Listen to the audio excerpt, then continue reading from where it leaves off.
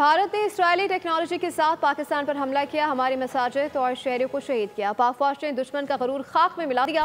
अमीर जमात इस्लामी हाफिज सईमुर रहमान का ऐबटाबाद में दिफाए पाकिस्तान और गजा मार्च से खिताब। कहा, भारतीय जारियत ने कौम को इकट्ठा करके नौजवानों में मायूसी का खात्मा कर दिया। पूरी कौम फौज पाकिस्तान की पोस्ट पर खड़ी है।